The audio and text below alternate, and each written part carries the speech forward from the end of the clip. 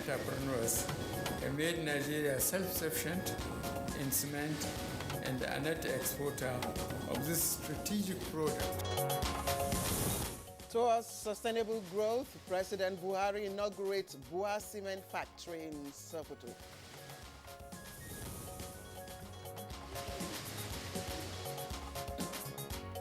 Nigeria Upstream Petroleum Regulatory Commission revokes 31 licenses issued to awardees of 2020 marginal oil field bid.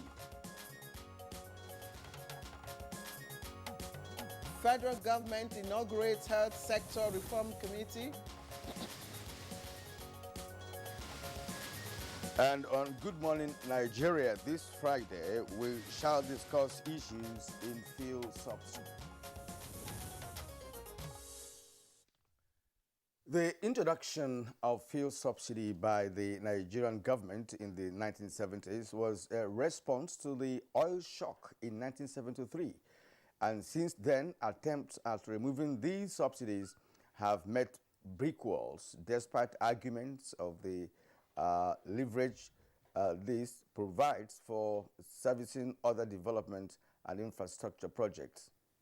All right. While almost everyone or economists insist that the removal of subsidy is inevitable, of course, towards the much needed reform, but continued opposition by Nigerians over the years remains unabated. And again, some people believe that a contributory factor is sabotage, leading to, of course, the unsuccessful attempts by governments to resolve the crisis in the Nigeria's downstream petroleum sector.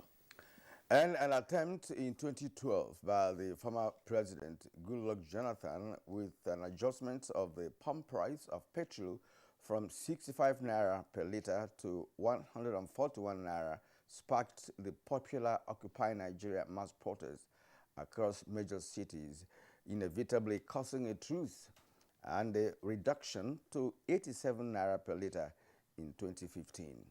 All right, so many factors have, compelled government, to make the various adjustments. And of course, one of those issues will be the COVID-19 pandemic, fluctuations in the global oil market.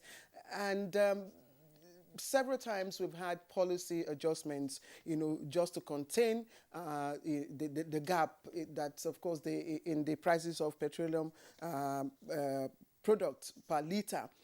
We already have 165 naira per litre, and of course, heightening government's resolve for a fuel subsidy removal regime by the second half in 2022. That's, of course, this year as contained in the Petroleum Industry Act.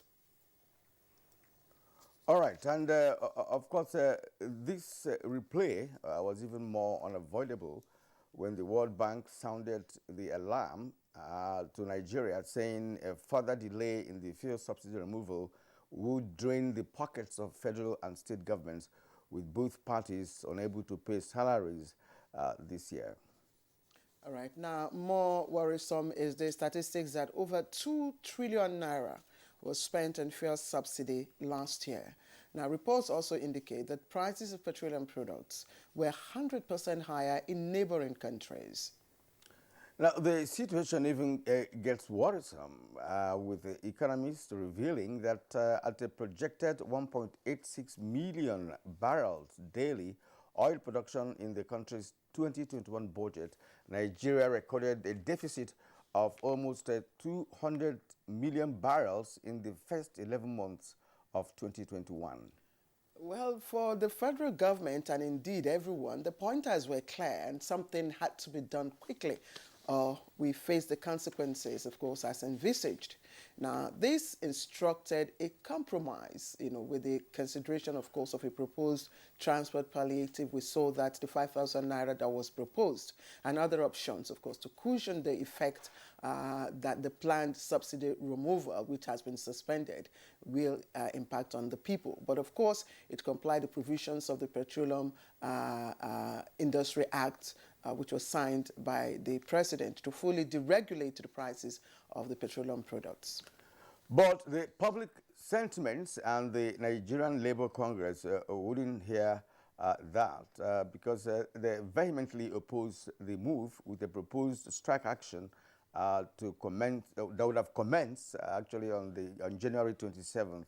Thankfully, President Muhammadu Buhari waded in with an announcement suspending the fuel subsidy removal for the next 18 months, saying the timing is problematic and will worsen the sufferings of Nigerians. And Claire, I'm also wondering what will happen after 18 months. And of course, this government would have expired by then. So the incoming government will, of course, have to tackle the issue. This is a situation that has not been resolved since the 1970s. And I wonder the mechanism or the mechanics that will be put in place to remove this all-important fuel subsidy. Kiran, there are, if you look deeper, there are mechanisms already in place. But the question will be, will those framework be actualized? Will they be implemented? For instance, you do know that licenses were granted to some companies to begin modular refineries, and this is supposed to help reduce costs of import of petroleum products into the country. So that's one step. And there are also other planned projects, like of course the conversion of gas, which is targeted at making Nigerians. You're even going far, because when you talk about conversion of gas, that's another project altogether. During the Obasanjo administration, I can still recall vividly that about 7 licenses were issued for modular refinery. And even under Goodluck Jonathan, more licenses were also issued. So the question is, why has it been so difficult for these licensees, to embark on modular refinery? You just read and again, why is it that the 4 refineries that have in the country cannot, function at optimal capacity? So these are just the issues. Because if you keep importing fuel, of course, removal of oil fuel subsidy will be very difficult. All right, Kiran, of course, that's the subject of our conversation this morning. Of course, just to add that the Federal Executive Council on Wednesday approved the proposed amendment to the 2022 budget of 3 trillion naira to accommodate additional subsidy funding in 1 year. Now, also pushing the narrative to a more positive light. The House of Representatives, that's the leadership of the House of Representatives, at the commencement of plenary Wednesday, set up 2 other committees to conduct investigation, one on the issues relating to the fuel subsidy and state of refineries in Nigeria. So, well, it's nearly 70 years of oil exploration, and Nigeria still cannot deliver on efficient and effective petroleum refineries. What happens after the 18 months, which of course I asked earlier on, and what are those issues emanating from fuel subsidy? This and more will form the crux of our conversation this morning on Good Morning Nigeria. Thank you for joining us. My name is Kiran Umayo. I am Claire Adilabu Abdul Razak. Welcome to the last edition for this week. We thank you for watching. There'll be the complimentary segments talking about newspaper review, business. But let's get started with Elizabeth Omorui in the newsroom to bring us highlights of the morning news. Elizabeth, good morning. Good to see you here. Good morning, Claire and Kiran. Good to see both of you as well. And welcome to the news segment. An ultra-modern 3 million metric tons per annum Boas Cement Line 4 factory has been inaugurated by President Muhammadu Buhari in Sokoto State. The coming on stream of the multi-billion-naira project, the president says, clearly indicates that government efforts at encouraging strong and sustainable economic growth is not detracted by security issues. I want to now call on all entrepreneurs and businesses to emulate what is being done here. The task of nation building requires all hands to be on deck. I must especially commend the chairman of Bar Group, Alhaji Abdusamad Isaac Rabiu, for his patriotism and uncommon entrepreneurial spirit. President Muhammadu Buhari has again directed the nation's armed forces and other security services to deal decisively and mercilessly with anyone or group undermining efforts at achieving sustainable peace, security and stability in the country. This was at the palace of the Sultan of Sokoto, Mohammed Saad Abubakar, during a sympathy visit. Every day we are worried about what is happening in the Northwest. We are going to do our best, and the military and law enforcement agencies have been given a clear orders that they shouldn't spare any bandit or any terrorist. Thank you for the concern you have always expressed publicly about the happenings not only in Northwest but all parts of the country. And I assure you we'll continue to cooperate and pray for you to succeed. In the meantime, President Muhammadu Buhari has described as painful his inability to visit Zamfara State as planned due to bad weather. This is contained in a video message to the government and people of the state shortly after the trip was put on hold. The president was scheduled to proceed to Gusau from Sokoto, but the inclement weather condition made it impossible for his helicopter to fly and therefore had to return to Abuja.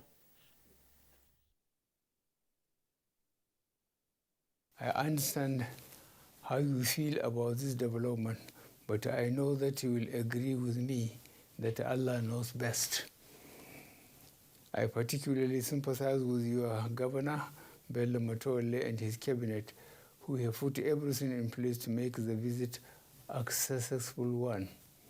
I look forward to a more weather-friendly period when I will visit you. In other news, the Nigerian Police Force helicopter Bell 4295 and NTA flying from Abuja to Bauchi on Wednesday, February 26, 2022 was involved in a controlled safe landing at the Sir Abubakar Tafawa Balewa International Airport, Bauchi. A statement by the Force Public Relations Officer Frank Kumba indicates that the aircraft did not crash as been reported in some sections of the media, and none of the occupants sustained injury, and all 6 on board, including the pilot and co-pilot, are in good condition. Similarly, the aircraft, which was flown by one of the best placed pilots, was professionally safe landed with minor damage on the rear rotor as a result of obstacle at the landing spots. Meanwhile, the Inspector General of Police, Usman Alkali Baba, has commended the police air wing for their professionalism in safe landing the aircraft and averting any serious air mishap. Vice President Yemi Osinbajo has inaugurated a health sector reform committee set up by President Muhammadu Buhari and urged members to brace up for the task ahead. The Vice President, during the inauguration, reechoed that to the President, a modern and people-oriented healthcare is fundamental to his own vision for the country's growth and development. I want to mention that a series of stakeholder consultations were carried out with relevant ministries, departments and agencies, health unions and key stakeholders in the sector. So the report of that comprehensive effort is probably what has brought us to where we are today. The House of Representatives has urged the Central Bank of Nigeria to suspend the implementation of the recently introduced guidelines on imports and exports. The sudden implementation of the House believes will result in distortion of prices of goods and services, cause congestion at ports, and delay transactions. The Bank of Nigeria has gradually deviated from its primary function of monetary policy measures and bankers to government and concentrate more on fiscal policy measures, which is the function of the Federal Ministry of Finance. Talking oil and gas now, the Nigeria Upstream Petroleum Regulatory Commission has revoked 33 out of the 161 licenses issued to awardees of the 2020 marginal oil field bid exercise. Chief Executive Officer of the Commission, Benga Komolafe, says that decision was taken due to the failure by the awardees to pay their signature bonuses. Basically, the marginal feed bid round specified a time space, duration of 45 days for the payment of the signature bonus. And we actually observed that some of the awardees actually failed to make payment within this time space. And have 33 awards that were not paid for which they did not furnish consideration, and those awards have come back to the basket. Meanwhile, the immediate past secretary to Ekiti State Government, Abiodun Oyebanji, has won the APC primary for June 18 governorship election. Details of this will come in a subsequent bulletin. And that's the news for now. Good Morning Nigeria continues with Claire and Kieran after this break. Do stay with us. The Nigerian aviation sector is rapidly growing with the construction of new international airport terminals in several regions of the country. The new Murtala Mohammed International Airport has an estimated passenger increase of 30 million annually and 15 million for Nnamdi Azikiwe International Airport, Abuja. Malam Aminu Kano International Airport is also expected to open new frontiers for the region with more travel capacity for the annual Hajj, while the new Akanu Ibiam International Airport, Enugu, avails more business opportunities connecting the industrial cities in the region to the world. This new terminals beat world-class standards with enabling infrastructure that aid air travel, tourism, and the eventual growth of the country's GDP. Open up commerce and, of course, link us to international societies. People from international community will come here to do business, and then that will bring in more revenue to the state. Now, distances can be seamlessly covered as Nigeria keeps raising its bar to suit global infrastructure standards.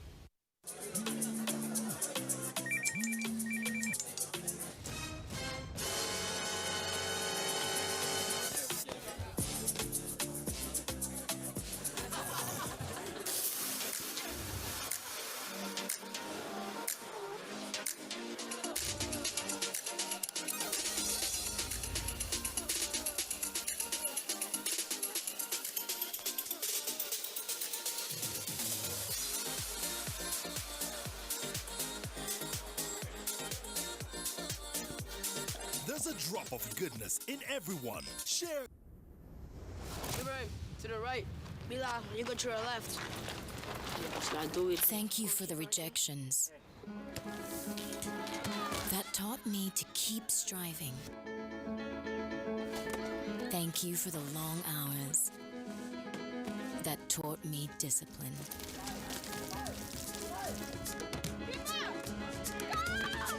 Thank you for the knockdowns. That taught me to bounce back.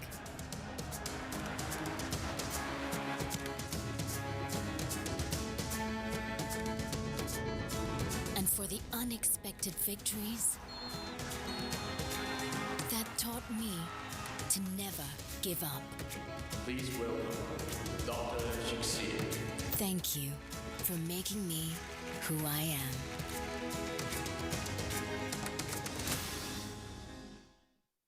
Contemporary times require practical skills to remain competitive and relevant in your organization. Therefore, take advantage of NTA TV College Short Proficiency courses to sharpen your professional skills. Computer Appreciation for Media Practitioners, date 21st February to 28th February 2022, 1 week. English Grammar and Pronunciation for Broadcasters, date 1st March to 25th March, 4 weeks. Administrative Principles, Processes and Practices, date 11th March to 31st March 2022, 4 weeks. Modern Trends in Broadcast Media Marketing, date 14th March to 13th April 2022, 4 weeks. Basic Broadcast Accounting and Auditing, date 4th April to 19th April 2022, 2 weeks. The course fee for the 1 week course is 100,000 naira per participant. The fee for the 2 week course is 150,000 naira, while the course fee for the 4 week course is 180,000 naira only, accommodation inclusive. The venue for all courses is the serene and secure environment of NTA TV College, near Old Government House, Rayfield, Jos. For more inquiries, please call 0803-314-4383 or 0806-980-9807. NTA TV College, training you to be the best you want to be.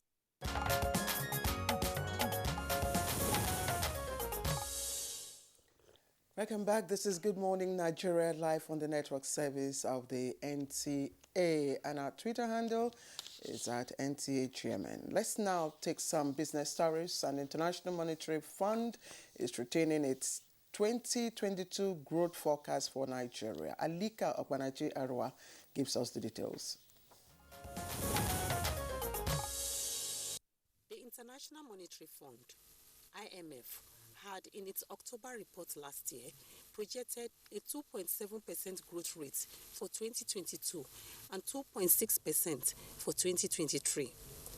In its January World Economic Outlook report, the IMF downgraded its growth forecast for sub-Saharan Africa to 3.7% and 4.0% for 2022 and 2023, from 3.6% and 3.9% forecast in its October 2021 World Economic Outlook report.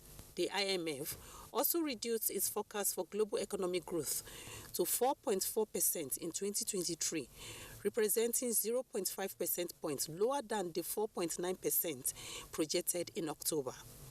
IMF says the decline will be triggered majorly by the COVID-19 variant spreads and inflation. With business news, Alika Okwanachi Arwa.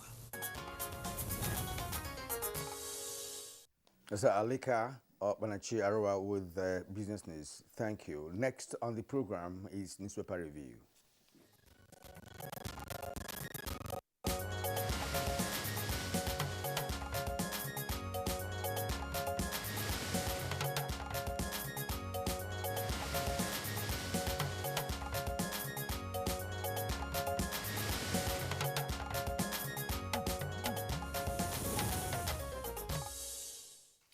And I love welcoming Bayo Toyebi to Good Morning Nigeria on Fridays.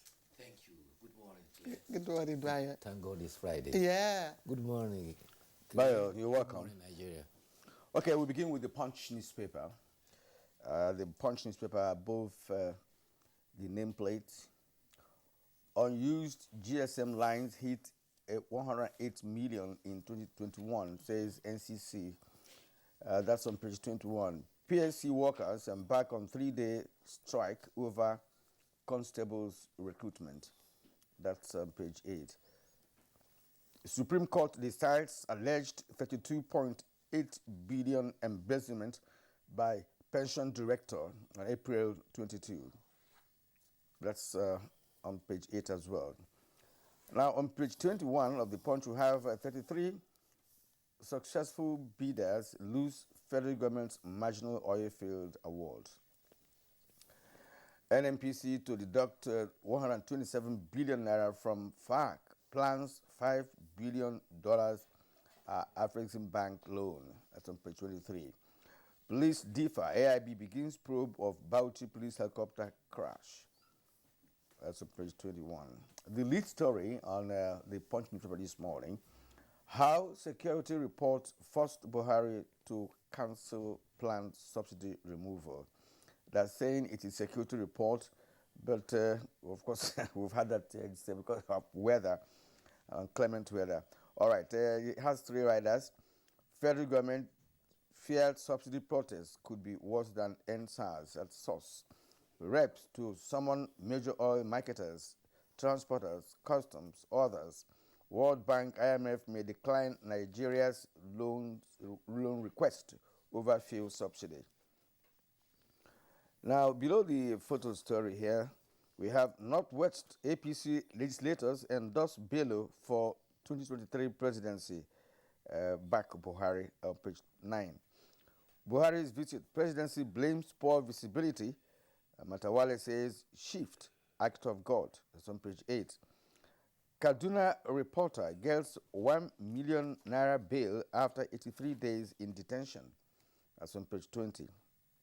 At the bottom of the Punch, Tinubu, Nigeria's widest choice for 2023 presidency, according to Sanwo-Olu, the governor of Lagos State. That's on page 6. Hisba raids Kano Shisha joints, arrests 25 smokers, seizes pipes. That's on page 5. 21 federal roads under construction in Kano, according to Fashola, the Minister of Works and Housing. That's on page 21. Claire. Okay, let's take a look at what's trending on the front page of The Sun. And the lead story says Buhari gives military fresh marching orders. Tells them to be more ruthless and decisive against terrorists, bandits, and others causing insecurity.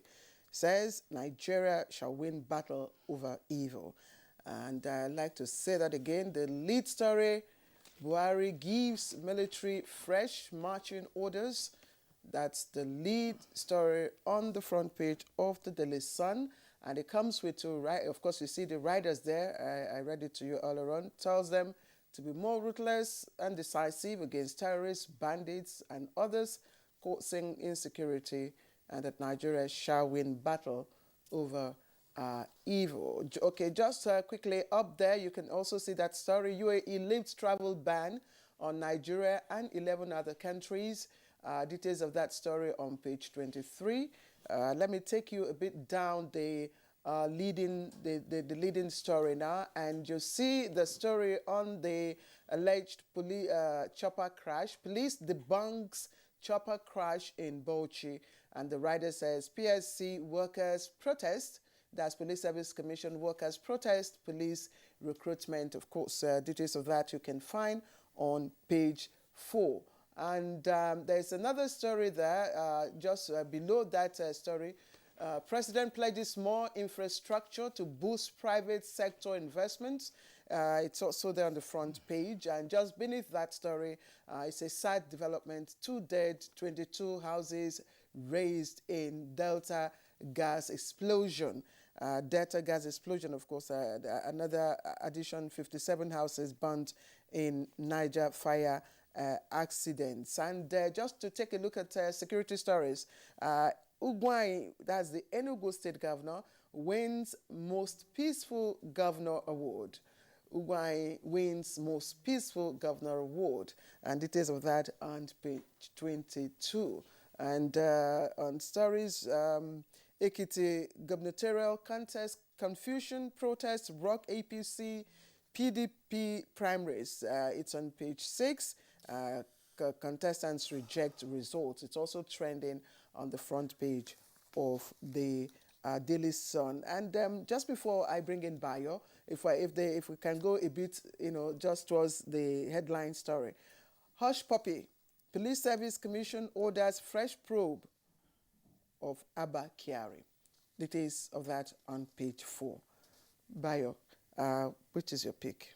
Well, let's start with the issue of report about a helicopter accident in Bauchi. I like the way you put it. The Accident Investigation Bureau of Nigeria says a Bell 429 helicopter of the Nigerian police was involved in an accident at Bauchi. However, some media reported that the plane had crashed. The police high command says that it was a controlled state of landing, controlled safe landing, and it added none of the occupants of the aircraft was injured. The pilot, co-pilot, and all the 6 on board are in good condition. There was only a minor damage to the rear rotor of the aircraft. Now let me go to the story that Claire read about the order given by Mr. President. Mr. President, while visiting the Sultan of Sokoto on a courtesy, emphasized that he is confident that Nigeria will win the battle over evil. He declared, I gave them specific orders not to spare any bandit or terrorist threatening the lives and property of innocent Nigerians. Governor Aminu Waziri Tambuwal and the Sultan all thanked the president, particularly that he had paid a visit to sympathize with them over the recent killings in Sokoto State. Earlier, the president commissioned a 3 million metric ton cement plant, line 4 at Sokoto. This brings to 4 the number of cement plants commissioned by the Bua Cement Group in 4 years. The president reiterated the economic pillar of his administration to create the enabling environment for business to thrive. He recalled his visit to Ogun and Kaduna State, where he said he saw private sector investment in action. He stressed the preparedness. Now, sorry, but I'm not cutting you short, right? Because one of the key things you just mentioned now is cement, And for some time now, cement is not within the reach of an average Nigerian. If you are building and you go for cement, it's over 4,000 naira, 4,800 naira, 4,500 maybe. 4,008. Right. So if we have a number of cement factories in the country and it is not impacting on the price of cement, then that's something to worry about. Yes, it's worrying because the governor of the central bank testified that for over 5 years now, no dime has been allocated for importation of cement because Nigeria has attained self-sufficiency in cement production. But the question is, why is it that so expensive in the market? Exactly. Just 2 years back, one of the leading producers of cement in the country has specifically said that cement was going to be sold at 1,000 naira.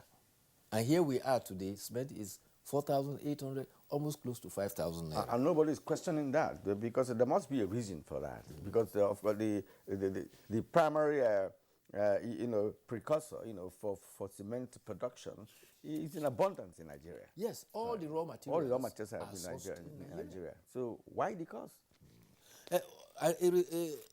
Following the president's visit to Sokoto, he was supposed to have proceeded to Zamfara on a condolence visit, particularly about the killings in Anka and Bukuyu.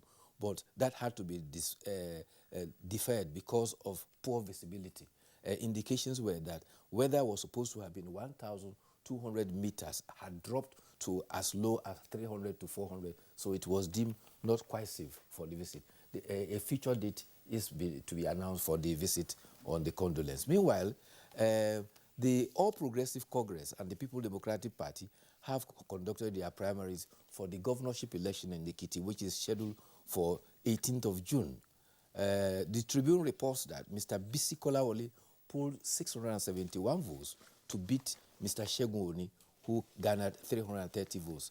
There were 6 other contestants, with Abiodun Olujimi pulling out of the contest. I'm surprised that Segun Oni is still contesting for governorship of Ekiti State. He's been there.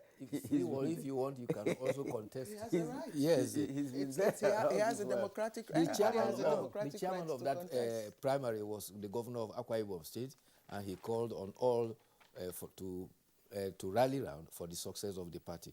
For the All Progressive Congress, Mr. Biodun Oyebanji is reported in the Punch too, to have claimed the ticket of the APC. The chairman of the governorship primaries and governor of Jigawa, Abubakar Badaru, announced that Biodun Oyebanji scored 101,703 votes to beat Kayode Ojo, who came second with 767 votes. But however, before the vote, there were protests by 8. There were 8 contestants. 7 of them had protested that the aspirants. One aspirant had the list of local government election committee to be appointed by him, and therefore the certainly we're going to hear more, yes, from that, because litigations have not even started, and I mean it's expected after, because we don't know whether they use direct primaries or indirect primaries. I don't know the method that they applied, that they deployed, to... There's been some success in Rivers State. 27 illegal refineries have been destroyed in Akukutoro local government area of Rivers State. The SAC force, led by the chairman of the local government council, Roland Sekibo, destroyed these illegal refineries at Obobona Creeks. You recall that the governor had indicated cash awards for local government chairman, challenging them that anybody in whose local government area illegal refineries are found will be held accountable.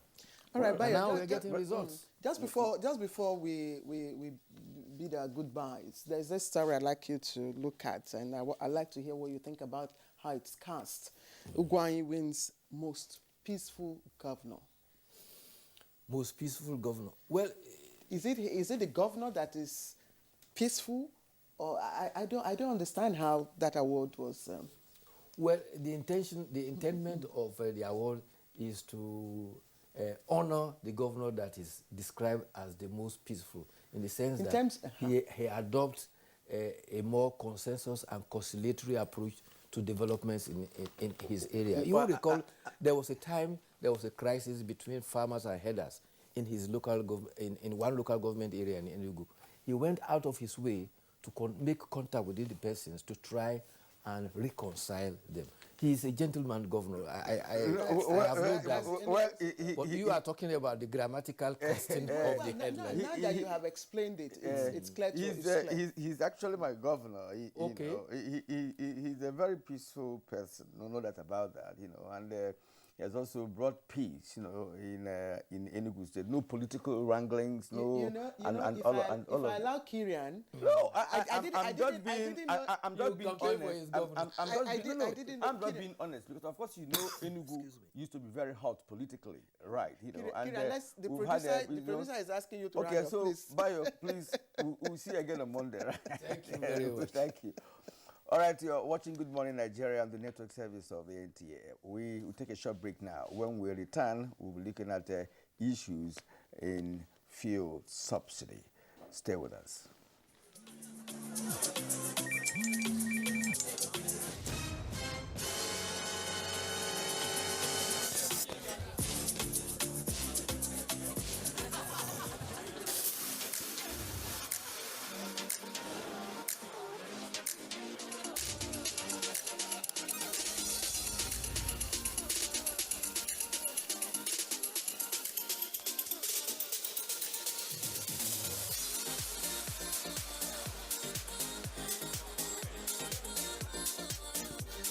There's a drop of goodness in everyone. Share goodness with someone today. Malta Guinness. Enjoy a world of good.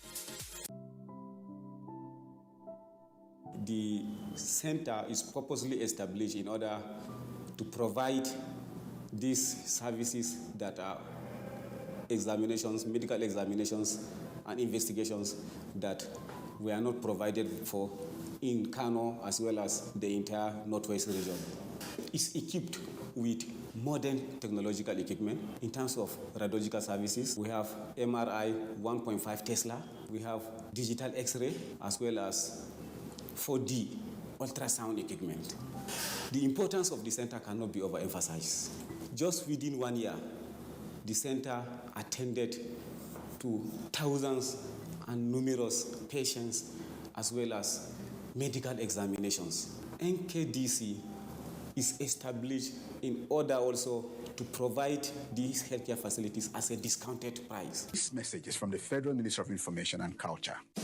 Arise, O Nigerians! Let's applaud the courage of Flight Lieutenant Abayomi Dairo, aka the Aggressor, for his skillful and dogged escape from the bloodthirsty bandits in the forest of Zamfara State. 3 hearty cheers also to all military and security personnel who are tirelessly protecting fellow Nigerians from insurgency and banditry while maintaining peace and order. Nigerians are proud of Abayomi Dairo and all our gallant men and women in uniform for sacrificing so much to keep us safe. We admire your courage and we say thank you. God bless the armed forces. God bless Nigeria. This message is from the Federal Ministry of Information and Culture.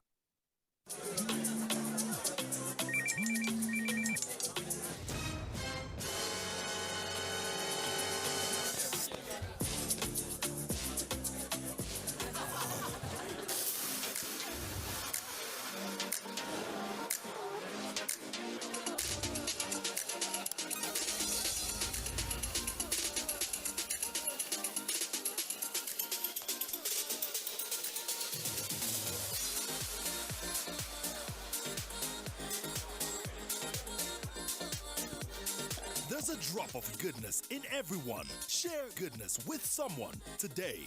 Malta Guinness. Enjoy a world of good. The counsel of our fathers. I will urge and advise our younger generation to use talent and brain to sort out problems, not arms. Nigerian youths, let's build our nation together.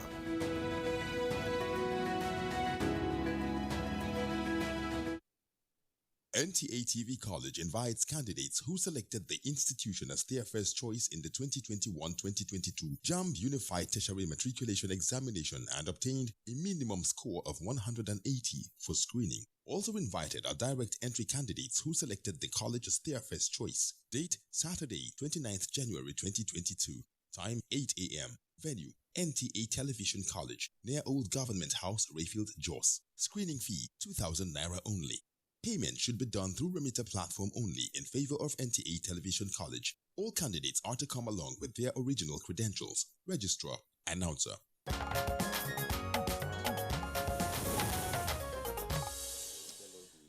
All right, welcome back to the program. It's Good Morning Nigeria. Conversation starts almost immediately on issues on fuel subsidy. Again, let me remind you that you can be part of this conversation by, of course, joining us using our Twitter handle at NTAGMN. Let's begin with this background report put together by Ekene Ndulwe.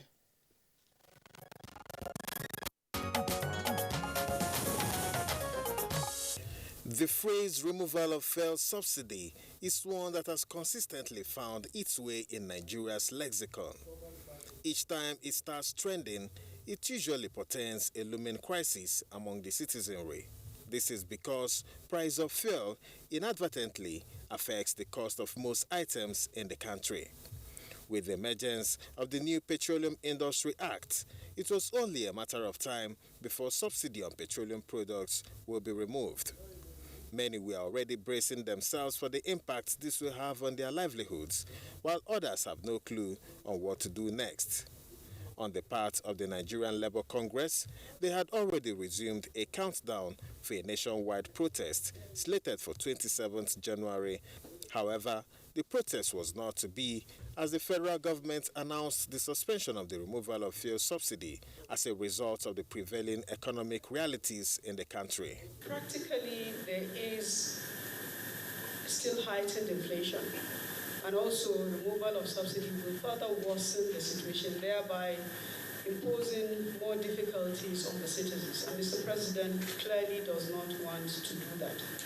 In terms of putting in place a number of measures, one of which is the deployment of an alternative to the PMS, which is the CND, and also the rollout of enhanced refining capacity in the country, including the 650,000 barrels per day Dangote refinery, and also the rehabilitation of the 4 national refineries that have a combined nameplate capacity of 450,000 barrels per day. Consequently, Nigerian Labour Congress called off the proposed industrial action while urging the federal government to do the needful by ensuring that Nigeria's crude oil is refined locally. Whether there is subsidy or not, whether we call it subsidy, we call it deregulation, we call it fuel price hike, they mean the same thing, that Nigerians are going to pay more. And that can be ended if we're able to refine products for domestic use. So the approach of Labour, which we have remained very consistent, is for us to muster the political will to allow the 4 refineries to work and also encourage private refineries to also spring up. The federal government had suspended the removal of fuel subsidy for 18 months, conceding that the necessary infrastructure needs to be put in place to enhance Nigeria's refining capacity for crude oil. At Wednesday's Federal Executive meeting, additional funding to the tune of 3 trillion naira was proposed towards meeting the requirements for incremental fuel subsidy in the 2022 Appropriation Act. However, many still express concern that all previous efforts towards revamping refineries in Nigeria did not yield results. Why are the refineries not working? Why have the issues around subsidies persisted over several administrations? Guests on Good Morning Nigeria will be speaking to the issues in a moment.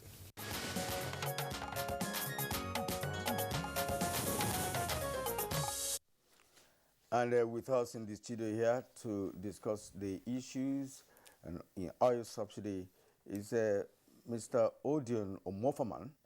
Odion Omofaman is an energy expert and CEO, New Hampshire. Thank you for joining us. Good morning, Nigerians. All right, and also here with us in the studio is Comrade Issa Aremu. Comrade Issa Aremu is the DG Michael Imodu Labour Institute. You're welcome, sir. Thank you very much, Karen. I want to say good morning, Nigerians. All right, we have two guests joining us via Zoom. First, let me introduce from Abeokuta, Olabode Shomi, and he is the CEO Cap3 Limited. We'd like to appreciate your presence with us this morning. Mr. Labode. Okay, and also joining us via Zoom, Tengi George Ikoli. Tengi is a lawyer, an economist, and also a public policy expert, and she has the bias for oil and gas, or a bias in oil and gas. So I'd like to thank you very much for joining us, Tengi. Thank you. Good morning. Thank you. All right, gentlemen and lady, it's good to really have you with us on the show today. Now, the introduction of oil subsidy by the federal government took place in the early 70s as a way of absorbing the oil shock that the nation experienced in 1973. But I'm just wondering whether there was indeed a need for the subsidy removal in the first instance, and I'd like Odion to give us a sense of the action taken by the government at that time. Was this as a necessity, or was there no other means of tackling that shock than the introduction of the subsidy? Let us just go to have a little historical backdrop. Thank you again, and good morning, Nigerians. At the time, the oil price shock of the 70s affected a lot of economies. And the recourse by the federal government then was to try as much as possible to make sure Nigerians didn't feel the brunt of the rising oil prices, similar to what we have today where oil prices have spiked. And the spike was quite very sudden in the 70s. So what they did was to try and cap the pump price, right, to say Nigerians will buy at this pump price, and then the federal government would absorb the differential.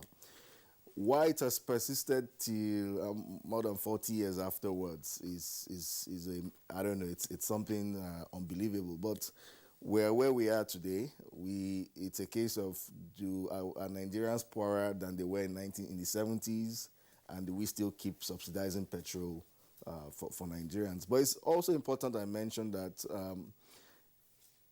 only petrol is subsidized.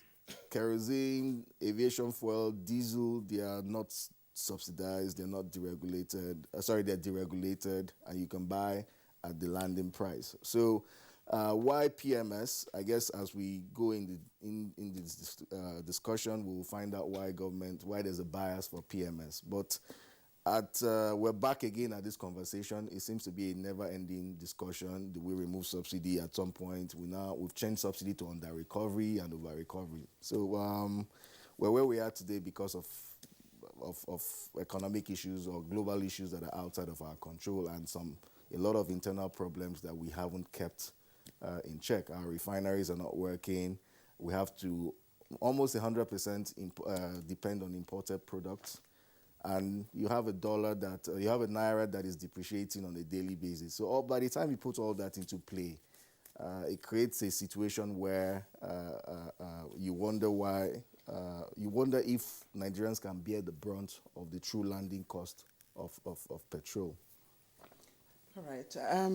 When we talk about this fuel subsidy removal, whether or not to remove it or to retain it, I'm sure at this stage everybody, wants fuel. I mean, nobody wants the fuel subsidy to subsist.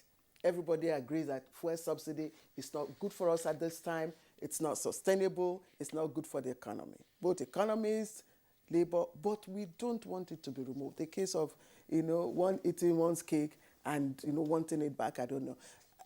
I want to talk to the DJ now. That's Comrade Issa Remo, because you have been in this business. You have been a labor man. You have championed, issues surrounding subsidy removal or whatnot and all that. How is the subsidy removal in relation to the PIA? Well, thank you very much, Claire. I think you've said it all, but let me put it this way to say that the challenge at hand is about how do we manage reform. And regardless of the argument for and against, I think I want to say that it's a good development for Nigeria. Because but sorry, sir. Yes. Everybody agree that fuel subsidy is not sustainable. Yeah. Does Labour agree? No, I think you said so much. No, So does Labour agree? No, let me respond to you. You said so. I've been involved in this, for a long time. You also gave my profile now. But what I'm saying is that let's come to your pointed question, Labour. I think I want to salute the organized Labour for the deference which the National Executive Council of NSC did in response to the federal government putting the implementation on hold. I mean, we just listened to your tape now, and I could see the Honorable Minister for Finance explaining why the policy has to be put on hold. For a number of issues, some few things have to be put in place. Some structures have to be in place. You need to address the refinery. You need to address issue raised about even the context under which you hear now, high level of inflation, food inflation, now the implication of pricing. It's commendable that NSC responded to that to say, also because government put it on hold, we also put our protests on hold. And I think it's very, very important because for whatever reason, you know very well, Claire, some people have been trying to weaponize this issue. I mean, they turn it to instrument of, at times you can even say politicization, which is purely unnecessary. But Labour has made the point that what concerns Labour is about influencing change of policy, not about change of government or, as the case may be. So for me, it's quite commendable. Now, you talk of, is it sustainable? Again, those are the issues we need to discuss in the next 18 months. Don't forget that the PIA, Petroleum Industry Act, was commendably signed by President Buhari last year, August last year. That PIA replaced the old legal framework guiding the petroleum industry, which had been in place since 1969, 53 years. Now, to implement, to have additional 18 months, cannot be too long for a law that has been in place obsolete, but which the administration had the bold step to really enact. Now, there are a lot of host of issues in this PIA. Unfortunately, the way it has been presented is just about pricing. It's about fuel subsidy. No, there are a lot of clauses in this PIA. In this bill, there are governance issues of the entire petroleum downstream sector. You need to unbundle the NNPC. For the first time, the corporation has just been registered now as a public company. We can look at the account of NNPC now. In fact, about close to 8 companies are supposed to come out if the policy is implemented. You also have critical labor issues, which we put under the carpet because the sector unions, NOPENG and the PENGASN, the National Union of Petroleum and Gas, they've been insisting that critical labor issues should be factored because you are moving from state control of NNPC, public control, you are moving to private control, ownership, shareholders are coming. You must also migrate labor issues to make sure that labor workers' jobs are protected in that sector. Don't forget that even the oil and gas, now people don't talk of the precarious nature of the work in this work. So labor has also insisted that you need time for that transition. So the next 18 months give us all the opportunities. Are you hearing me? To manage the reform. And I think it's important to factor this point. You see, why the subsidy removal has become difficult over the years, Karen, is because of the shock therapy nature of the way different governments have been implementing it. I've been involved in this business as a member of NSC. President Obasanjo, former President Obasanjo just woke up one day, increased the price. Without consultation, it was a consternation. The thing couldn't work. We have to go on strikes. I also know President the late Yaradua, Musa Yaradua, so rest in peace. He also immediately came in, he wanted to. It was a shock. shock therapy with that engagement, and that led to a series of crises. Of course, President Jonathan also went to the same way. So now for me, this is the best time. This administration is trying to put a place to say, let's have holistic discussion of what the issues are.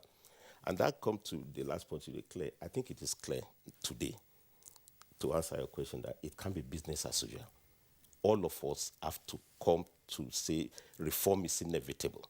First, on the part of government, I was happy to listen to the Honorable Minister of Finance talking about refinery.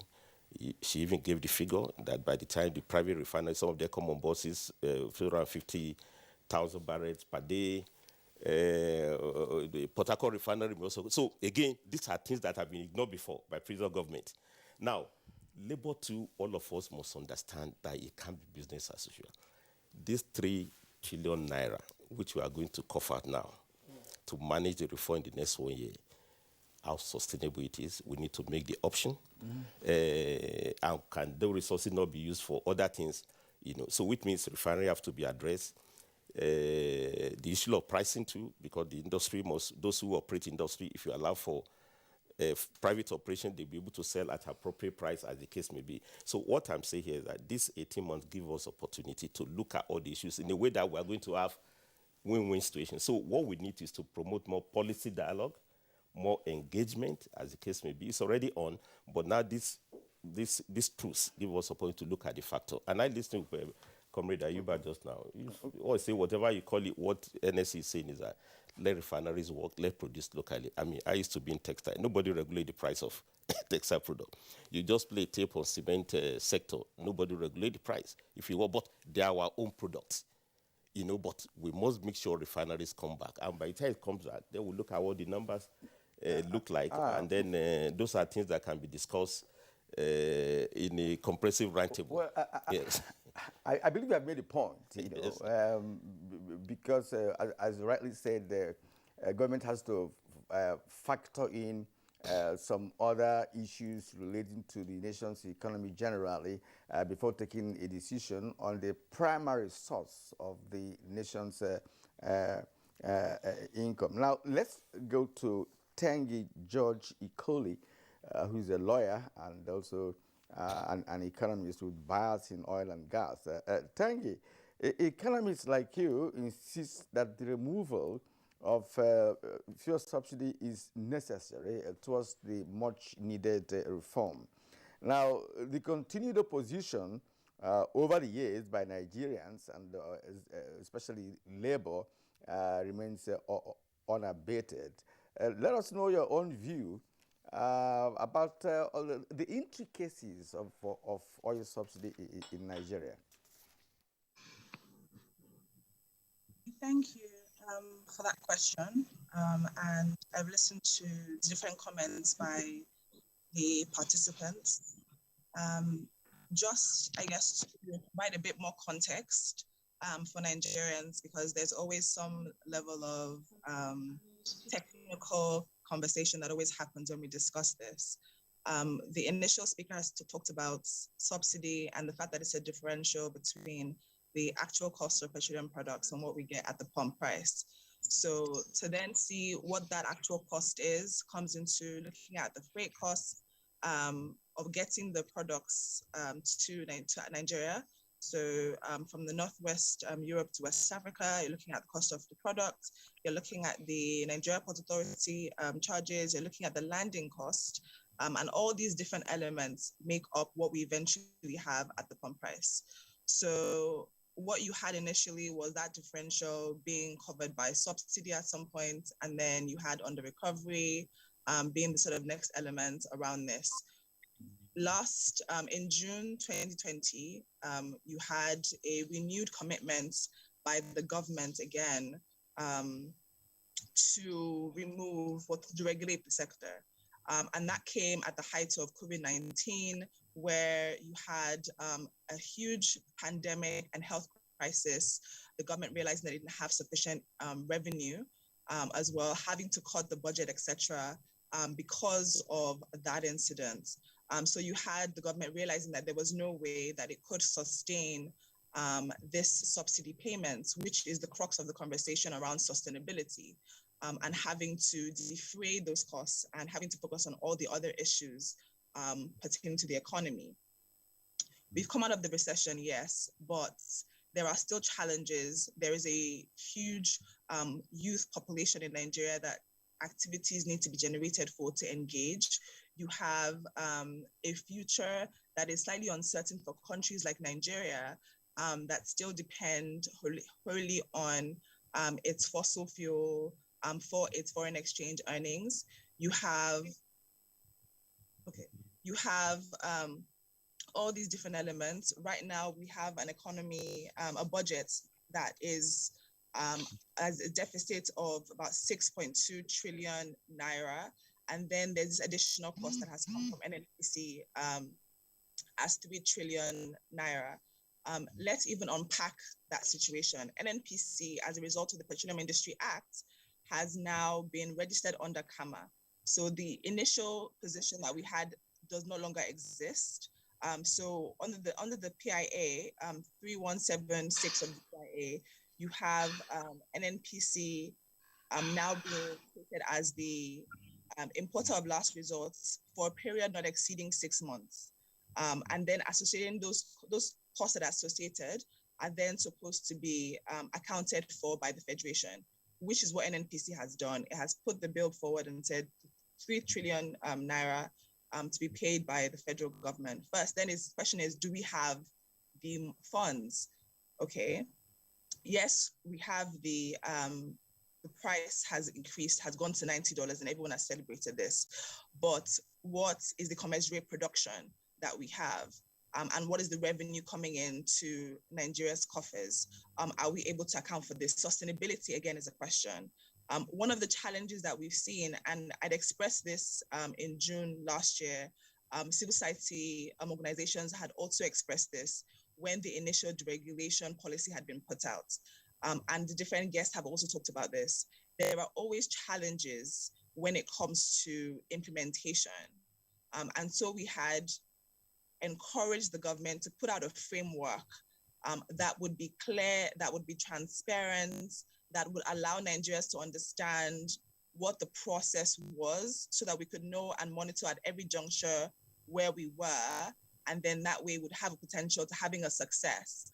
Another challenge that we expressed was around communication, allowing Nigerians to understand at every point what the issues were, engaging labor, because again, those have been one of the issues that have in the past reversed or seen the government reverse its position.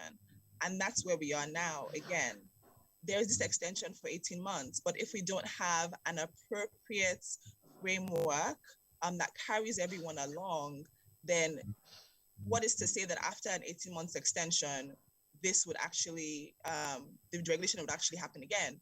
The PIA was a huge success for the petroleum industry. A lot of us right here in this conversation work towards this. But if you have a situation where there's a challenge around this and the proper framework is not put in place and the PIA can just be easily amended continuously, then have we really achieved our goal? Have we really put in place the right things to help Nigeria in the future? We're only focused on the present, but you have a future where oil is no longer the darling that it once was. We have the gas sector, the midstream sector, which has now been opened by the PIA. There are huge infrastructure projects that are required in that regard. Do we have the funds to invest in that? Should that be a better use of this 3 trillion naira that's being expressed now to go into subsidy? Are there different options that we can also sort of take on board? What happens when the oil is no longer the darling and no longer give us the revenue that we need? How we put in place the things that we need for Nigeria's future? And that, I think, is an element of the conversation that is not really being focused on. We spent all these different sums over the years on subsidy. What about Nigeria's future? How are we planning for it? How are we preparing for it? And again, that sustainability question that keeps on being passed, the buck keeps being passed on to the next administration. There will come a point where there is no other place to pass it on to. and the Nigerian economy will crumble. That's the worst case scenario, but that is where we're likely to go if we don't put the right things and take the right steps to move forward. Because this has happened time and time again. We know what we need to do. Let's just go ahead and do it. All right, Tengi, speaking, of course, joining us via Zoom. Tengi, thank you. We'll just pause you for a moment and bring in Olabode Shomi, also joining us via Zoom from Abeokuta. Now, some people, have talked about the timing of, the now suspended subsidy removal. Either some have said maybe because of political exigencies or economic exigencies and all of that. But from your perspective, are there much more intricate issues involved in all of this? Thank you, and good morning once again. I think primarily, why do you have subsidy in the first place? I mean, those are some of the questions.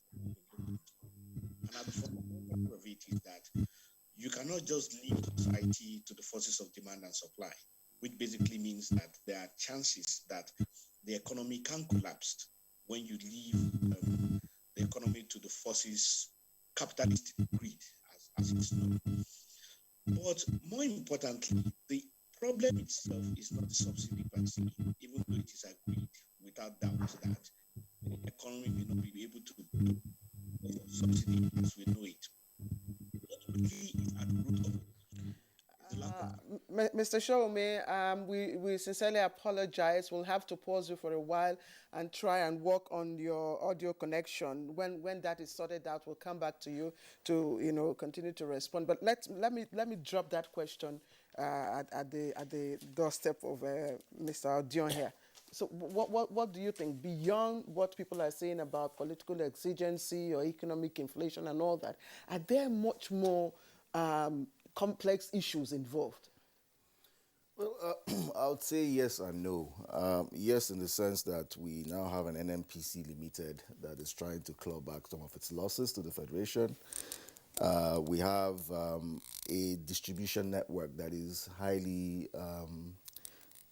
there's a lot of inefficiencies in the distribution of petroleum products. Take, for instance, we truck a lot of our products from Lagos all the way down. Our pipeline systems rarely work. And then where it works, you have all the people trying to vandalize it and steal petrol and cause massive fires. That's one bit. Now, in terms of it not being... then you also have... There was a statement you made that everybody agrees that subsidy has to go. I don't think everybody agrees. There are people who literally say, look, subsidy is our only benefit that we get from Nigeria. Then who are the beneficiaries? Well, they'll tell you the people that have to go by bus. If you remove subsidy, then there's a direct impact on their paycheck, which never really increases. So they would always tell you that, look, keep subsidy because that's the only thing we see from Nigeria. That's I think the Tengi talked about that. What are we leaving for our young people? Because that's the sense that they get.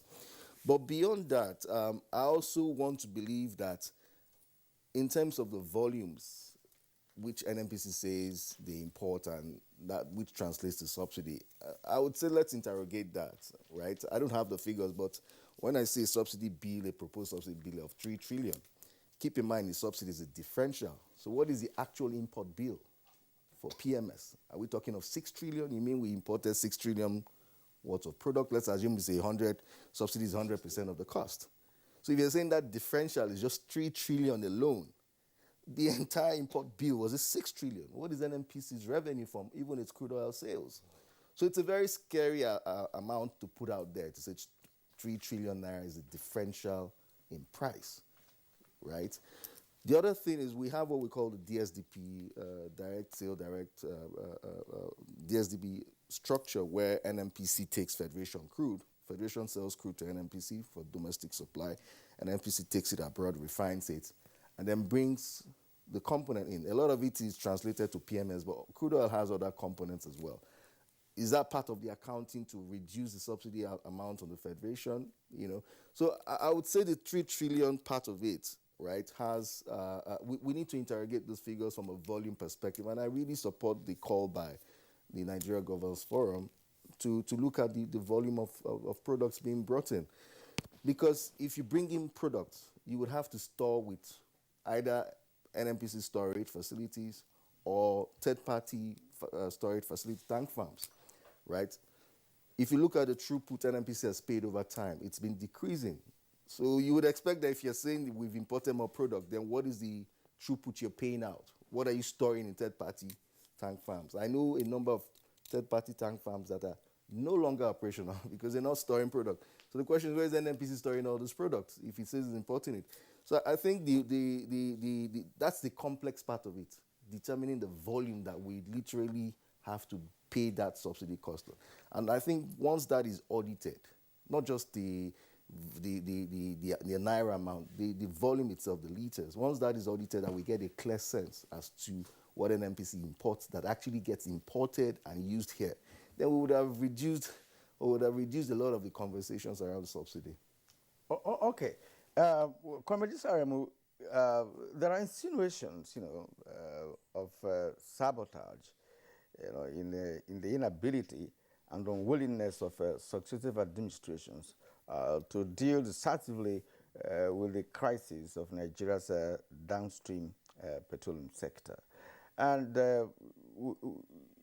historically, we know that subsidy came on board.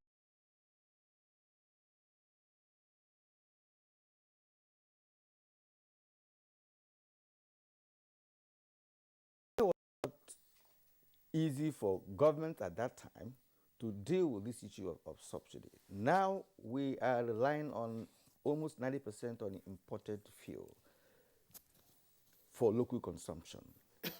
And government today has given 18 months within which issues around subsidy will be discussed and of course put in a proper position for preparatory for the removal of the subsidy. Is that enough time, going by the challenges and of course the complexity of this issue? You have been in labor for a while. Why has it been so difficult for government to deal with this, even when we had, where we had our local production without importing fuel? Well, Kirin, I think it comes to the issue of governance over the years. And I'm happy you went on that historical lane. There was once a Nigeria that was really totally self-sufficient in terms of production of petroleum products, refining of crude oil into petroleum products. In fact, we've moved from primary refinery at the point to petrochemicals, in which we are trying to maximize all the derivatives from crude oil. But it wasn't also like this before. I know the late Maitama Sule told us this story in the labor movement. He was the first petroleum minister or power mine minister. Maitama Sule, that Damasami of Kano of blessed memory. And he told us how the then government of Nigeria, immediately after independence, put its feet on the ground because British colonialism did not actually want us to have refinery. The whole idea is to export the crude, you refine abroad, and then you bring them back home. And they have succeeded. Yeah, no, but I'm just giving you that it comes to governance. Now, he said the pioneer first government, immediately after independence, put his feet on the ground that we must refine our products. And that's what led to the first Port Harcourt refinery, which came on stream around 1965. Then, before they went further, they also had second Port Harcourt refinery. Then you had Warri refinery. And for them to spread the national asset with effort to petroleum production, they also had Kaduna refinery. I think it was President Buhari, who commissioned the, who set the ball in motion for the Kaduna refinery. Now, if you also check the record, part of the third development plan, before President Shagari was overthrown, it was already on the drawing board to have 2 additional refineries strictly to produce refined petroleum products for export, strictly for export. there was once in Nigeria that the first development plan, second development plan, third development plan, that you can't be exporting raw materials and then you import final refined products. And that's how petroleum industry sector was built. By 1980s, Nigeria was not only self-sufficient, we were the one supplied the entire West African sub-region. Now, how did this happen? It had governance, leadership. Now, but later, we refused to service this refinery. We refused to maintain them. Then later, we went to structural adjustment program, in which they said government had no business in business. I mean, I listened to the second fellow who spoke in the US. The argument is not between state and the market. Two of them, we need them together. I mean, no private operators. I used to come from private sector. No private operator can survive without government that puts policies in place. Even the Aliko Dangote refinery we are talking about, highly commendable, highly great. He had support of the state to make it possible in terms of financing, in terms of appropriate policy to make it work. Now we ignore this and it didn't work. But that's what history says. That's why it's so remarkable now that for the first time after a long time, this administration has listened to the pressure of the people that you must do something about your existing refinery. And about I don't know the figure, you will know better, Odion, $1.3 billion have been put to Port Harcourt refinery. The idea is to bring it on board. And I listened to Honorable Minister of State Silva that this part of the things that will be done within this period to make sure that refinery gets rolling back again. If Port Harcourt work, I mean, that would be quite good. Then, of course, the Aliko Dangote, the famous 150,000, I hope by the end of this year it comes on board. Now, what we are saying here is that it's about governance that will make us to really... We're the only OPEC country without functioning refinery. It's unacceptable. When actually we used to be one of the leading lights of OPEC in the 60s, 70s, that others copied to make things possible. The vision of independence is not that you are politically independent. You must be economically independent. I mean, we could also see during the lockdown. I mean, even if we wanted to import petroleum products, it was difficult because everybody...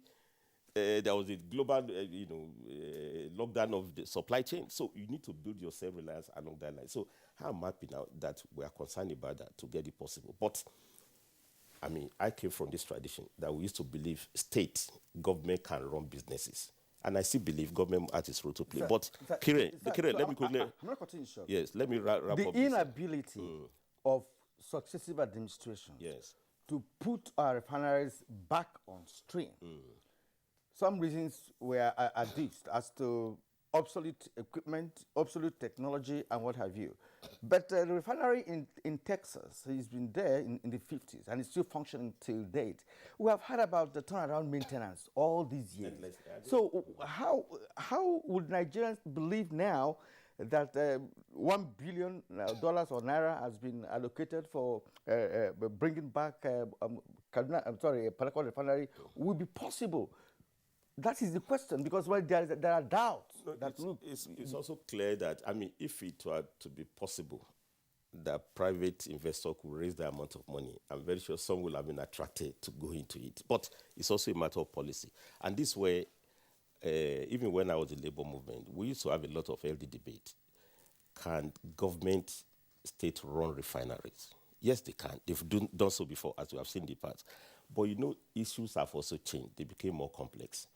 And I could recollect during President Musa Yar'Adua, immediately he came in. One of the issues we contended with the administration is not just the pricing, but before he came in, President Obasanjo had already sold Kaduna Refinery to Aliko Dangote. You must be aware of this.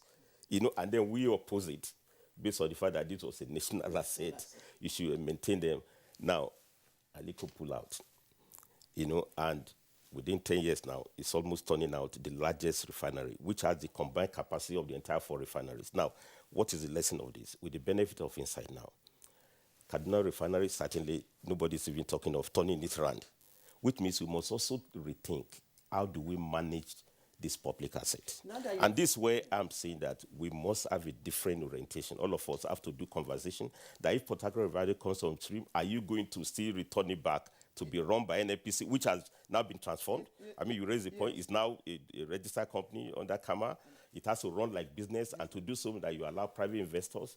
So we need to find a way to have public-private partnership. Yes. And at times, private ownership that can run very well to make things possible. At the end of the day, what we should be concerned, including labor, is about jobs, availability of products, appropriate pricing that is fair to everybody. Comrade, so whether it's government-run or private-run, those are the issues we consider. But government will be the one to lay framework for this debate. We want to really look at how this issue, because whether we like it or not, government has listened to the voice of labor and of the people, and has gone ahead to suspend removal.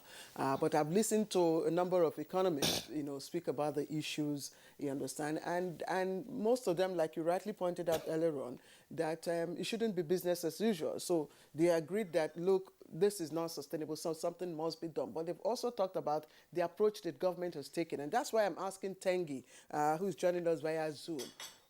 What do you think is wrong with the approach that government has taken to address the issue of subsidy removal?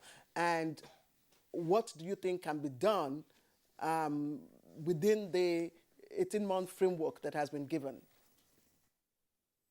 Okay. Thank you for that question. I alluded to that in my initial commentary. So we had noted initially, again, I say we in terms of civil society had already sort of signaled that this was going to potentially happen. One of the key things we lacked was communication. When the initial deregulation policy had been put forward, there were some attempts to engage with the public, but then those ceased. And we've already expressed, I think, all the conversations, all the comments that have been made, essentially that there is a trust issue. When you say, how do we know now that refineries will work after these investments that are put into it, that's reflective of a lack of trust. And what's required is to have a framework. How do we also know that this intervention to expand beyond 6 months to 18 months will work? Is if we see a framework that shows what the government's plan is, a very detailed framework that every Nigerian can monitor, that's transparent, that's accessible. And then we can see sort of the steps that the government tends to take, and that has to be consistently done. When there is a keeping and adherence to that framework, there will be more trust and all Nigerians can begin to follow through. Another aspect is in terms of how do we ease the pain? It's a challenge that has been expressed. Different options have been explored. There have been different approaches that have been taken by different countries. Ghana has used different models. Nigeria has tried other ones. We've talked about cash transfers because there has been that expression that subsidy payments actually do not reach the low-income households, which is intended to actually reach. It affects, you have prices around maybe reflected in Lagos, in Abuja, but you would still see around the fringes, around communities, that the prices are always high above those that are set anyway. So it's essentially, how do we transfer that to Nigerians? Do we look at transport options? Do we have infrastructure options as well?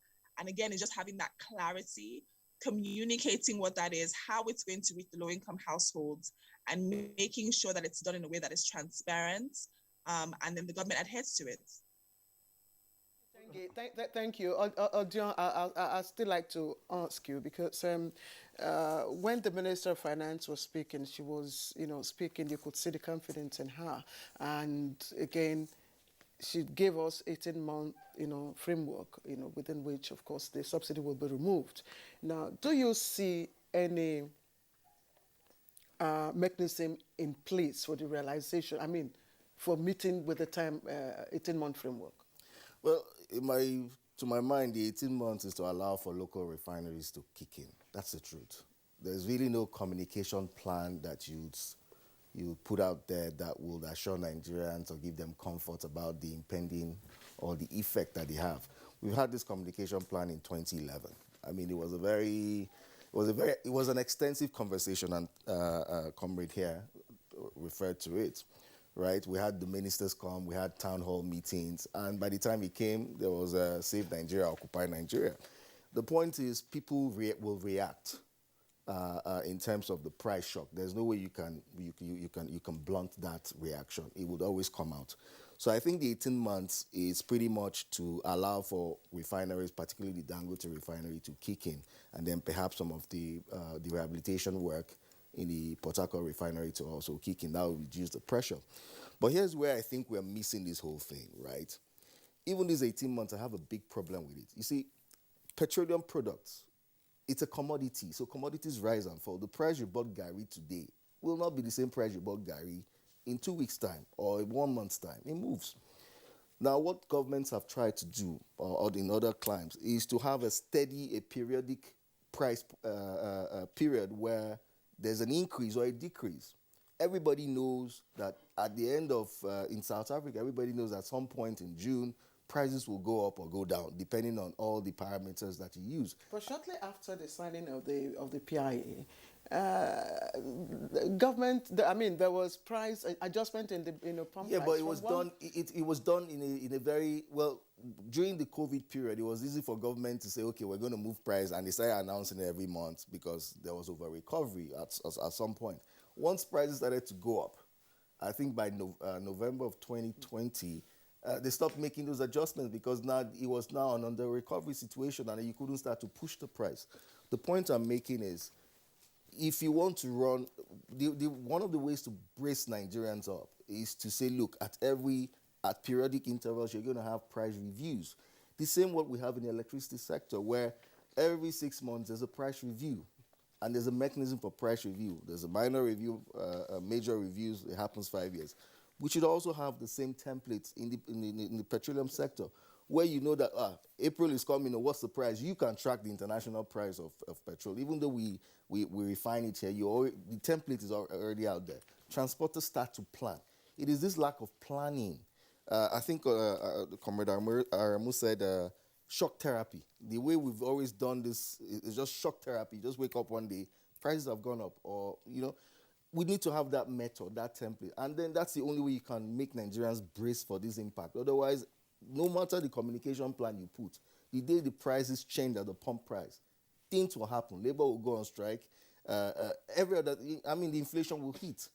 So I think going forward, this 18 months should be to put that price review mechanism in place so that when a Dangote comes in and other refineries come in, people know that, okay, these are the adjustments that will happen at this particular period, and they can brace. Employers can brace, government can brace, other people can brace, can plan if prices go up. So that's what I think needs to happen in this 18 months period. Okay, Comrade, the World Bank, and in fact the two world bodies, the IMF and the World Bank, has already sounded the alarm bells, to Nigeria, saying that further delay in subsidy removal in Nigeria will bring about drain pockets for both the federal and state governments in Nigeria. And this issue of a stay action, well taken.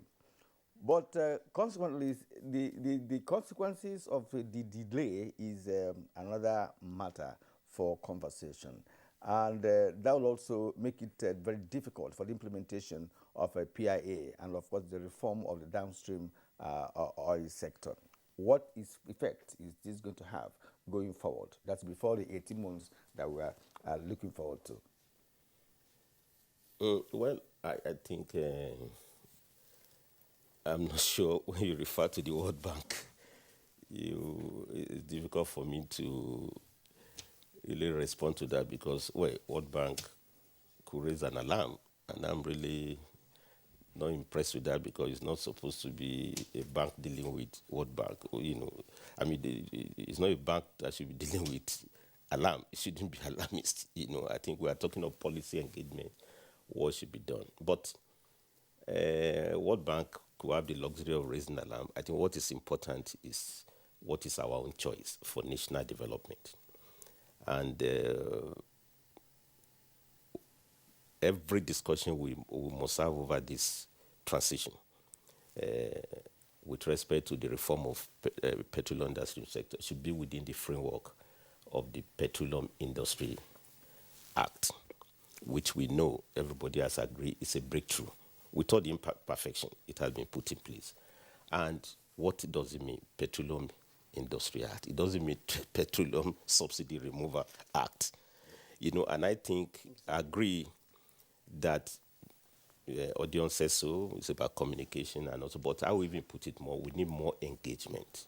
I think we need to promote more knowledge about the entire provision of Petroleum Industry Act. Extremely very, very important, because it talks of fiscal framework, it talks of regulatory framework, it talks of unbundling the NNPC. There are other issues tied to it, social issues, which will be of interest to labor, that it also talks about when you unbundle, you open up the sector, you allow for free entry of private investor, more jobs will be created, which is the concern of labor, as the case may be. Not only that, decent jobs. So I'm saying the next 18 months should provide the framework for that robust engagement. I just listened to the outcome of the first Monetary Policy Committee meeting of the CBN, and then Governor Emefiele, Governor of CBN, put it very well, in their communique, that we should have more robust engagement with all the sectors of the society on this transition in a way that it won't be disruptive of the economy. And that's the point I'm raising. In fact, CBN said we should have a gradual approach to this process, which this period gives us. And what are the gradual approaches? CBN also says so. They are not hiding the statistics. Currently, food inflation is very high. We have this almost 18% double-digit inflation. Sorry, now, what will be the impact of this policy on? I'm sorry to interject. So we've overshot our time for commercial break. Oh, yes. that's fine. So we'll just pause it for a while and take a commercial. When we come back, you continue. Let's go for the break now.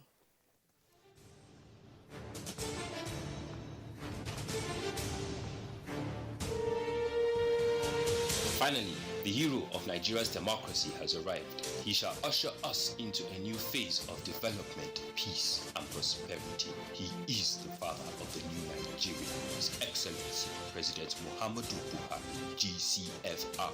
Welcome to another season of giving Nigerians hope yet again. We are sure of a great future for both ourselves and generations yet unborn. We look forward to your leading us as a nation into our manifest destiny. Though the challenges against us as a people are many, we know that your leadership shall set us on the right path to our greatness. A new dawn beckons on us all, and having you as our president is a precursor to this. Thank you for believing in Nigeria. This message is from the Nigerian Television Authority, NTA.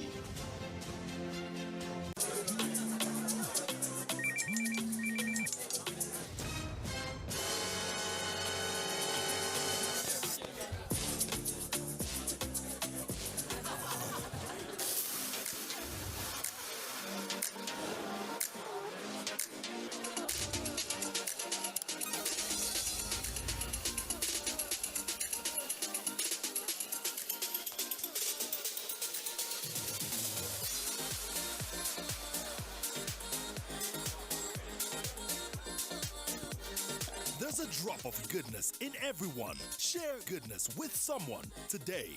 Malta Guinness. Enjoy a world of good. Since coming into office in 2015, the Buhari administration has recorded unprecedented achievements in all sectors, especially in the provision of infrastructure, which is the key to economic growth. Never in the history of this country has any other administration done so much with so little. I recall that when this administration came into the office, the price of crude oil, which provides for 80% of Nigeria's budgetary revenues and 95% of foreign exchange earning, dropped drastically, thus reducing the amount of resources available to the federal government. In spite of this, the administration has continued apace with massive infrastructure developments. This message is from the Federal Ministry of Information and Culture.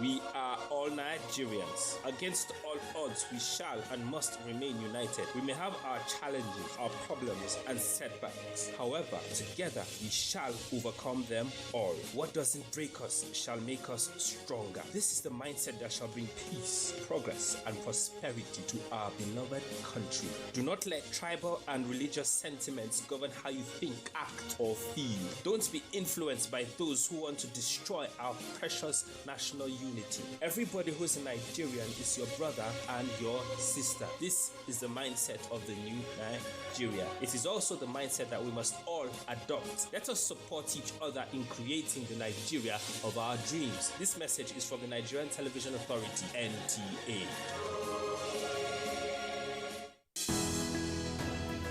The Council of Our Fathers. My advice to these young people is please do not take us back to those harrowing days. You probably do not know what it is. Nigerian youths, let's build our nation together.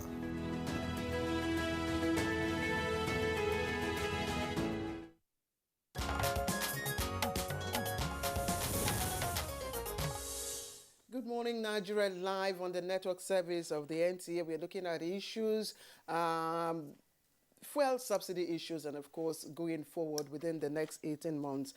Just before we went on break, Comrade Remu was trying to, round off his thoughts. But you can also take along with this question because you keep talking about governing framework. And I know that the PIA is itself a governing framework for the industry. And the subsidy issue is just an aspect of it. Before now, Labour had an engagement with government on conditions for removal of subsidy. And one of the items Labour wanted was bouncing back of the refineries. Now going forward, what is the content of this governing framework that you talk about, which Labour is asking to, Yeah, thank you, Claire. So just to recap, what I was saying is that what has come out of this is that we don't need to have policy through ambush. What is being referred to as shock therapy. We have to make reform very gradual. And I've told you that even CBN has alluded to that. Then the last one is that reform should be consensual. It has to be to involve everybody. It's not going to be based on vested interest, whether the oil importers want it, multinationals want it, but the citizens must also be factored into it. And that comes to your question that what should be the governance framework? I've said so. PIA gives us that framework because there are a lot of clauses in that law with all the imperfections that are clear for us to work on. That should be administrative, regulatory framework, fiscal framework. What should be the take to government when oil is produced? Don't forget that the old petroleum tax has been abolished now. They have a new tax regime because we must also think of what will come if you unbundle the NNPC. What comes to the government federation? Then you also have transfer of assets, of course, bringing back refineries, which the NSC is concerned about. So if we can have a framework now to look at, to have a template to say what's happening, turn around for Port Harcourt refinery. When is it? What is the level of performance? When are the private refineries coming? When are we building local? Now, if we are getting improvement on that, then of course Labour must also come, and as they will always be coming. In fact, they articulated their view recently. They wrote a long letter to the National Economic Council in which they itemized some of the issues that should be there.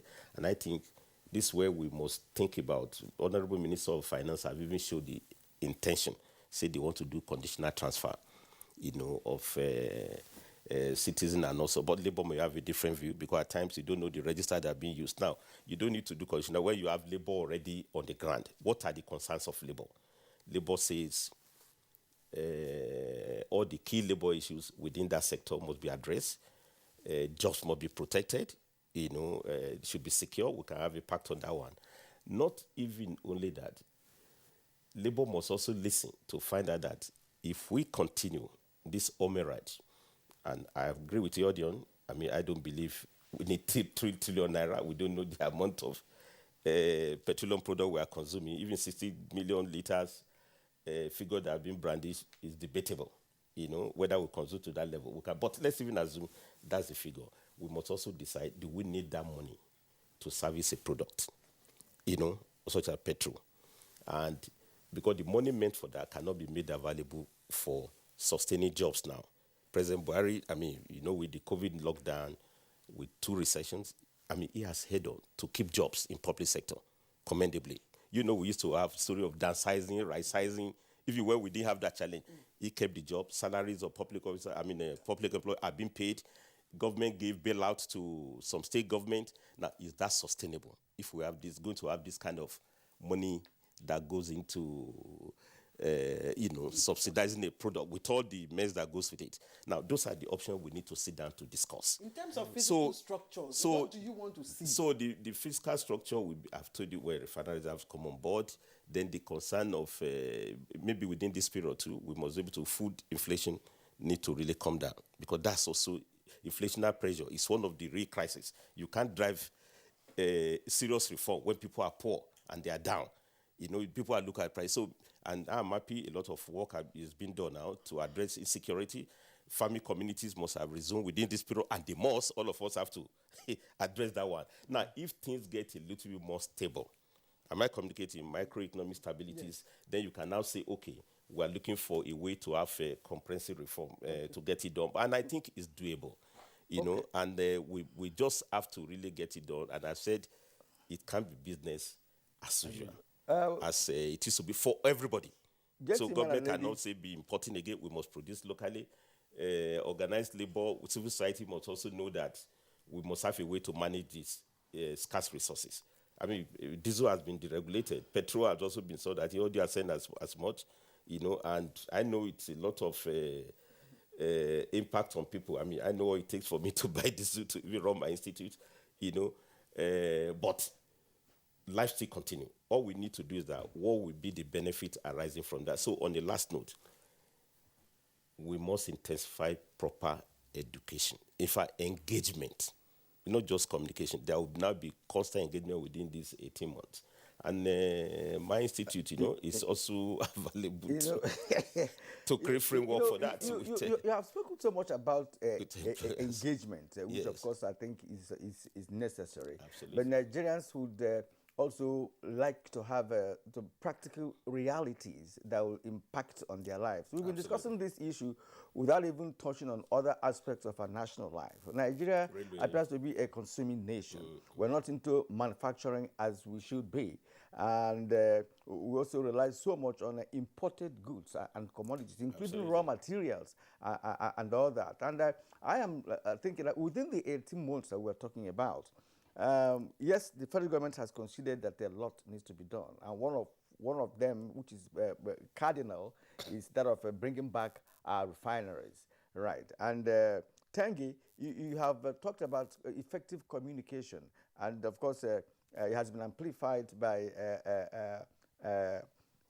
comrade here that it is very crucial with respect to what the nation needs to do going forward with the issue of oil subsidy removal. Now, the practical framework and the actualization of subsidy removal within 18 months, how plausible is it? Are there specific steps that we would like governments to take to see that all the complexities, all the challenges surrounding removal of oil subsidy could be dealt with decisively between now and 18 months? What are those steps? Okay. Yeah, very good point. And I think some of that has been alluded to by the different guests. So there have been different approaches. Again, the immediate approach of removing subsidy, again, there's that shock value that has already been discussed. There's potentially a phased approach that could be taken to adjust. The government had started that last year, again, when the prices were a lot lower, which they abandoned when the prices sort of got a bit higher. So it's essentially making sure that they're able to commit to whatever approach that it is that's going to be taken. The Honorable Minister of Finance had mentioned that the infrastructure challenges. I'd initially mentioned when I spoke about those elements that make up the price that comes to the pump. So one of those has been that with the refineries. One of the suggestions that had been made when the initial policy had been put together was around privatizing the refineries. Again, because you've had maybe an LNG example that has a lot more private sector involvement that has worked better. You have the Dangote refinery coming on stream, but again, that's a private business, which the government, again, doesn't have stake in at the moment. So it's essentially making sure that we have those elements in place. And again, there's that shock value. It's going to happen. So one thing I think everyone has emphasized is that the government has to commit to that. So it's not just a communication framework that I mentioned earlier on. I also mentioned that there has to be a framework that is committed to and informed by the public. And again, there's that buy-in as also essential. And then it just has to be done. But another question again that is not being discussed in 18 months, that's February, you have the next elections coming on stream. How is that transition going to happen? How is that actually going to take place? It can't be left to the end because again, we know what that all portends when you have the campaign sort of cycle coming into play as well. So that aspect of the conversation also has to be made. Is it going to be 18 months or slightly less? Again, to make sure that it's actually effective as well. So the elements that we've discussed, just to summarize, is one, potentially maybe having a phased approach, including essentially ensuring that those refineries do work as well, ensuring that we're able to communicate this to Nigerian people, ensuring that there's a monitoring framework that we can also hold the government accountable to. But the government also has to commit to do this because again, we've seen in the past, and I keep emphasizing this, and we've all talked about this as well, where there has been an abandonment of whatever approach that has been chosen. So different frameworks have actually been chosen in the past, but there's been an abandonment at different times. So there has to be a commitment to that. Whatever it is, there will be a shock value to some extent, even if it's a phased approach, but there has to be a commitment to whatever approach is eventually taken. Again, we've said one, to limit the impact on Nigerians, certainly, but also to make sure that we actually have this, because sustainability is a concern, and Nigeria has too many issues that it has to resolve beyond this as well for the economy to continue to grow and to be viable. Thank you. Thank you. Let's quickly take just in less than 60 seconds or so. Odion, how do we get the refineries to work? To continue to do TAM, to turn around maintenance, or sell? And what is the place of modular refineries in all of this? Well, how we get the refineries to work have already started. The NMPC, they've started the rehab, the revamp of Port Harcourt refinery. And 90%, that refinery should attain production to about 90% of its level within the 18 months period. So like I said, the 18 months window is just to allow a number of local refineries coming, including a number of the modular refineries that are being constructed with support by the Nigerian Content Board. But in 18 months, I think the most important thing we should do is focus on increasing our local refining capacity. Dangote's refinery will kick in, God willing, end of this year. That should reduce the pressure on imports. We should also start to look at auditing the volumes that we import into this country. NMPC is hitting us with a bill of 3 trillion naira just for subsidy. Is suspect, right? Thank you. Yes, okay, I know, comrade. What is the place of labor? Your institute, Labor Institute, in all of this, because it keeps happening on communication, engagement. Yeah. To add to that, 3 trillion naira has been set aside to fund subsidy. Governors frowned at it, saying it is unreasonable. Now that amount should have been put into some other sectors of national economy. Just a few seconds to address these two issues. Okay, well, for my institute, I think Claire, you said so. Well, that's why I'm here to add to the discussion.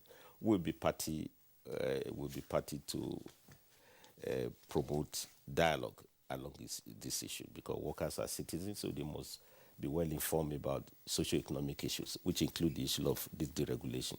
And the beauty of the institute is that it's also tripartite. It's not just labor.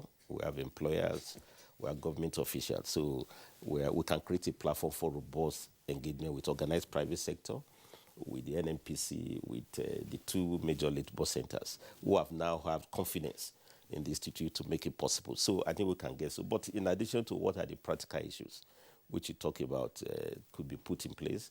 I also know there's a new initiative now. I don't know how far about gas-powered vehicles initiative. Yes. You know, again, within these 18 months, we should let it to be real. You know, so that the alternative means to petrol. Then there's also, you know, a lot of effort going on railways, you know, because we need alternative means of transportation. I mean, you know, many countries of the world, fuel has been deregulated. In UK, people don't care. They go by train, by trips. So now I go to Kaduna regularly by rail. I don't know what the price of petrol for my car will look like, you know, because there's Lagos Ibadan is not real. Within these 18 months, we should power it more. And I think there's also Itape and, you know, these are the things we must sit down to discuss. Now, for the governors, I mean, they are not helpless. They are members of the National Economic Governing Council. In fact, we elect them to check those figures for us, whether they are real or not. You know, and I'm very sure National Assembly also is concerned about some of these numbers. You know, as the case may be. So I think the beauty of this, you know, what do you call it now? Putting on hold. I don't want to say reversal. Is that we have all the time to now build consensus around the follow, so that we should replace policy monologue with policy dialogue. Okay, Comrade Isaremu, this is where we conclude this edition of the program. Of course, your contributions this morning have, of course, brought to the fore the decision that the President has taken to reverse the earlier decision on the removal of oil subsidy. Comrade Isaremu, DG Michael Umodu, Labour Institute, we thank you for coming this morning. Thank you so much, Kevin. And we also like to thank Mr. Odion Omorfam, energy expert and CEO, New Hampshire. Thank you very much. It's a pleasure hosting you this morning. Tengi George Ikoli, lawyer and economist. I think you are more of an economist than a lawyer from your contribution this morning. We appreciate your commentaries on this edition of the program. Thank you. I hope you come again when next we ask you to. All right. And next, of course, is from the sporting world. Nigeria's Super Falcons